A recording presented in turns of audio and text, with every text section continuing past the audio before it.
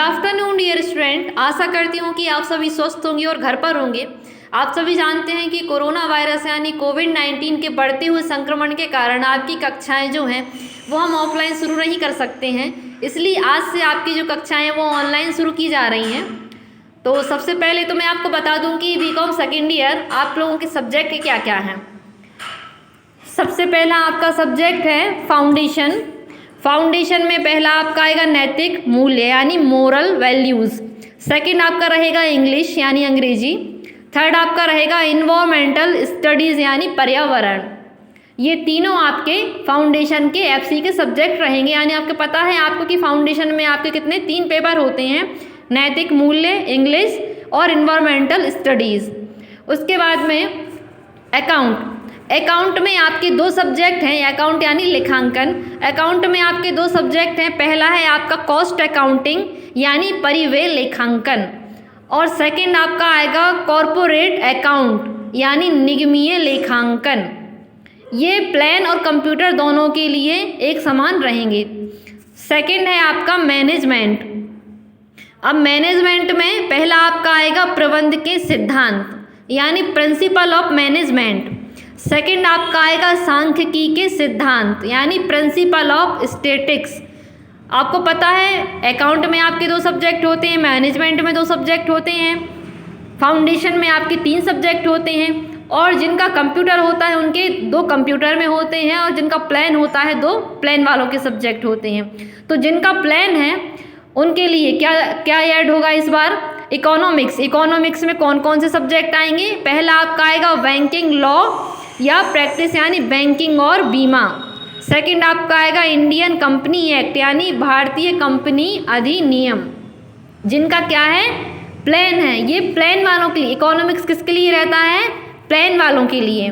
और फिर जिनका कंप्यूटर उनके लिए कौन कौन से सब्जेक्ट रहेंगे, अकाउंट, मैनेजमेंट आपके फाउंडेशन के। उसके बाद में कंप्यूटर में कौन कौन से सब्जेक्ट आएंगे, पहला आपका आएगा इंटरनेट एंड इकोनॉमिक्स और सेकंड आपका आएगा रिलेशनल डेटाबेस मैनेजमेंट सिस्टम। ये आपके सब्जेक्ट रहेंगे। अगर जिसको भी अभी समझाने के बाद में भी सब्जेक्ट समझ में नहीं आ रहे हैं, कंफर्म नहीं है, तो वो कॉलेज आके आपके सब्जेक्ट के नाम आप लेके जा सकते हो या थोड़ा बहुत किसी टॉपिक पे समझने के लिए भी आप आ सकते हो यहाँ पे कॉलेज, लेकिन कोरोना वायरस के जो नियम हैं उनको ध्यान में रखते हुए। मैनेजमेंट में जो आपका सब्जेक्ट है यानी प्रबंध के सिद्धांत, प्रिंसिपल ऑफ मैनेजमेंट। मैनेजमेंट के अंतर्गत आपका ये विषय आता है पहला, जिसका नाम है प्रबंध के सिद्धांत यानी प्रिंसिपल ऑफ मैनेजमेंट। ये आपकी 5 यूनिट है, first, second, third and fourth. First unit में आपका क्या दिया हुआ है, प्रबंध।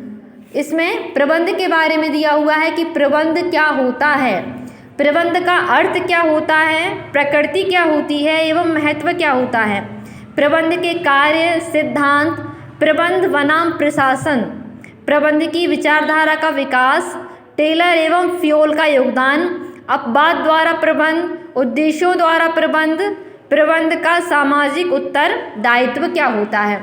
ये आपका मेन टॉपिक क्या है, प्रबंध है। प्रबंध के बारे में आपको बताना है कि इसकी विशेषताएं क्या होती हैं, अर्थ क्या होता है, लाभ हानियाँ क्या होती हैं, उपयोग कहाँ होता है या कहाँ नहीं होता है, इसके बारे में क्या दिया गया है।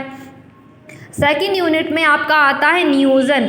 नियोजन में आपका दिया हुआ है इसका अर्थ क्या होता है, प्रकृति व महत्व क्या होता है, तत्व कितने प्रकार के होते हैं, नियोजन की प्रक्रिया क्या होती है, प्रभावी नियोजन में बाधाएं क्या क्या आती हैं, पूर्वानुमान क्या होता है, महत्व एवं तकनीकें क्या होती हैं, निर्णयन क्या होता है, अवधारणा एवं प्रक्रिया या समन्वय क्या होता है।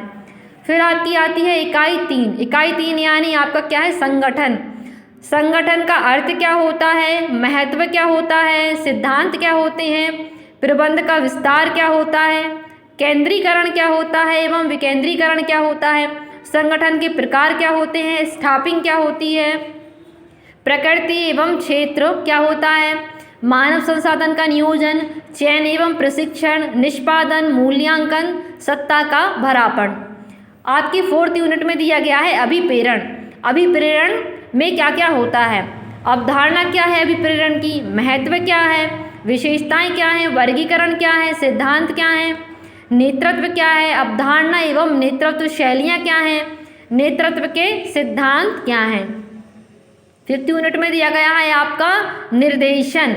निर्देशन में क्या क्या आएगा, फिर से उसकी अवधारणा, प्रकृति, महत्व, प्रक्रिया एवं पद्धतियाँ, अवधारणा, प्रकृति, नियंत्रण, प्रक्रिया, नियंत्रण एवं तकनीकें। मतलब 5 यूनिट में आपको 5 टॉपिक दिए गए हैं, तो आपको इनके बारे में बताना है, इनकी अर्थ, प्रकृति, सिद्धांत, महत्व, लाभ, हानि, तत्व, क्या क्या, प्रबंध, नियोजन, संगठन, अभिप्रेरण और निर्देशन। तो प्रबंध का मतलब क्या होता है, जो आपका मैनेजमेंट है, मैनेजमेंट आपका सब्जेक्ट जो आपने 11th और 12th में भी पढ़ा होगा कि मैनेजमेंट यानी प्रबंध होता क्या है। किसी चीज़ को मैनेज करना सही तरीके से, वह क्या कहलाता है, प्रबंध कहलाता है।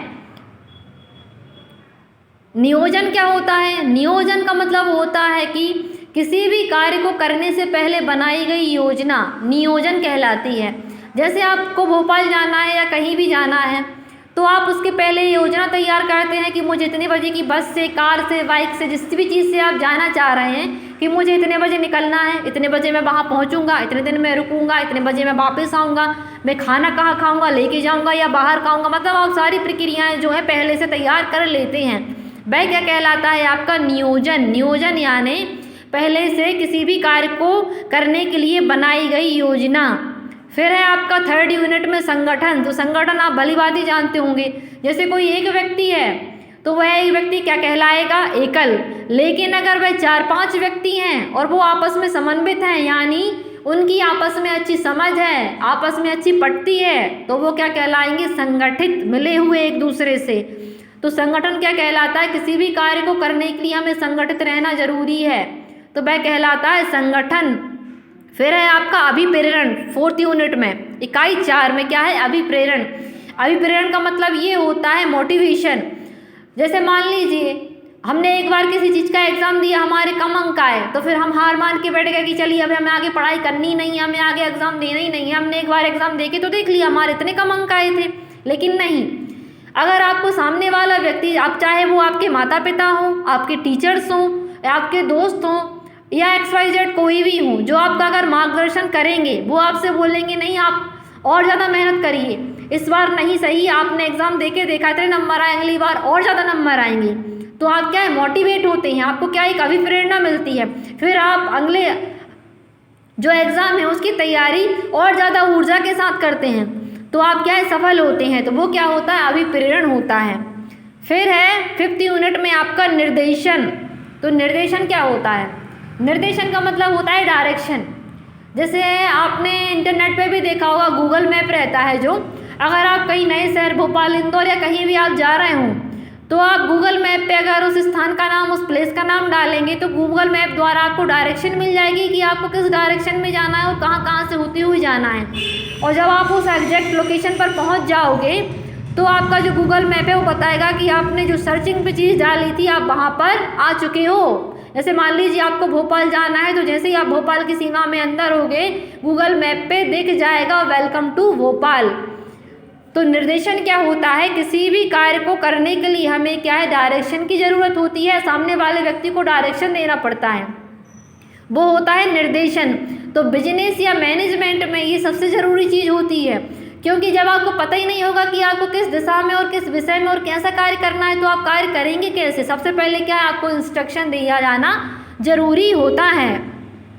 ये आपका सिलेबस है, 5 यूनिट दी गई हैं प्रबंध के सिद्धांत यानी प्रिंसिपल ऑफ मैनेजमेंट में।